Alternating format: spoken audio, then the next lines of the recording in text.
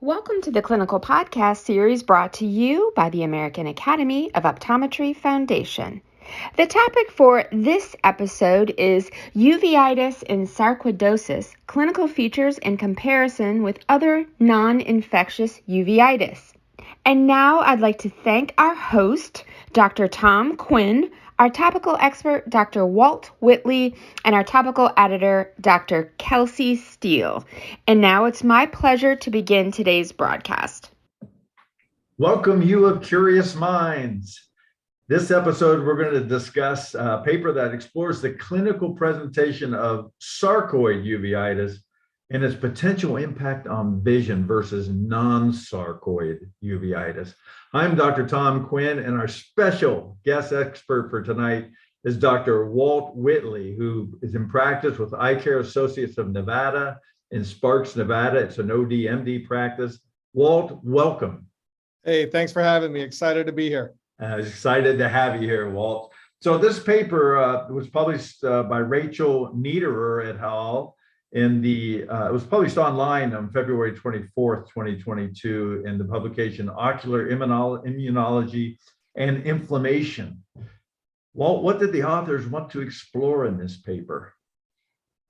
Well, Tom, in this paper, the purpose of it was to compare sarcoid uveitis versus non-infectious uveitis in both the treatment and the visual outcomes.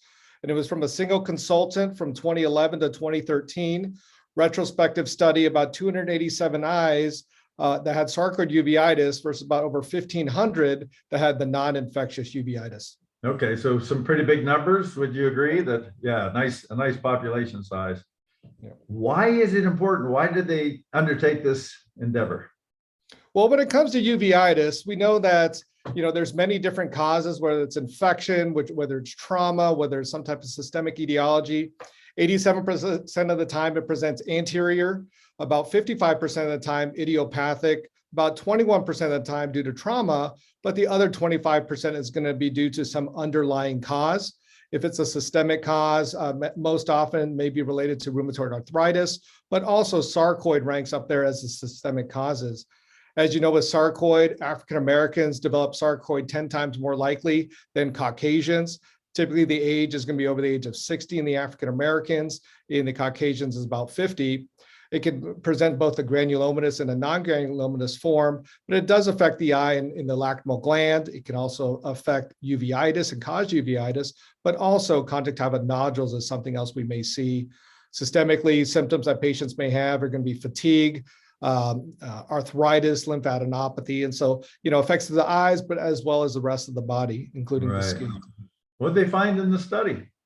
Well, what they found in the study, the most common site for sarcoid involvement in the eyes, well, in the body is going to be the lungs, followed by the skin, and then the eyes as well. The African Americans were more likely to present with granulomatous disease about 73% of the time versus about 34% of the time. It was also bilateral anatomically, and panuveitis was often found when it was associated with sarcoid uveitis. Other clinical signs is bilateral, as I mentioned, 90% of the time. Anterior syncytiae, which is found 55% of the time. However, anytime you have any of those changes within the anterior the angle itself, that's more likely to have more complications leading to glaucoma for our patients. Okay. Vitreous opacities, that's something else we need to look at. Patients that did have multiple chorioretinal lesions or peripheral lesions were also at risk of developing vision loss. And so they were trying to determine what were the anatomical signs, but also the clinical signs that can lead to a patient more likely having sarcoid uveitis.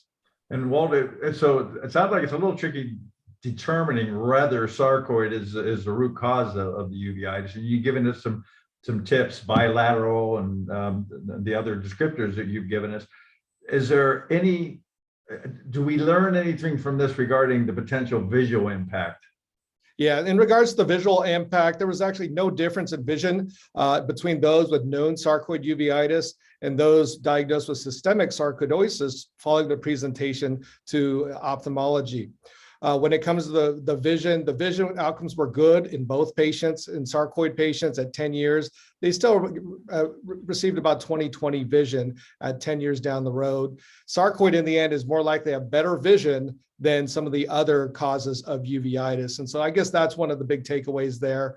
But, anytime you have sarcoid uveitis, this is something that we're going to monitor our patients for, monitor them every 3 to 4 months, just like a glaucoma patient, because we know that is a significant risk factor. But also it is a chronic condition. And so we do have to monitor that. You mentioned the bilaterality. One of the big things as well, clinically in practice, anytime you see a patient with bilateral disease, even if it's the first occurrence, you always have to order the blood work, because for me, in my experience, and I work closely with John Shepard, who's a uveitis specialist, whenever we order those, oftentimes it was sarcoid or syphilis. So pick one of those S's, and that's what came out on those. Some great clinical tips, Walt. Really appreciate your insights, your input, and your participation in the podcast. Thank you so much.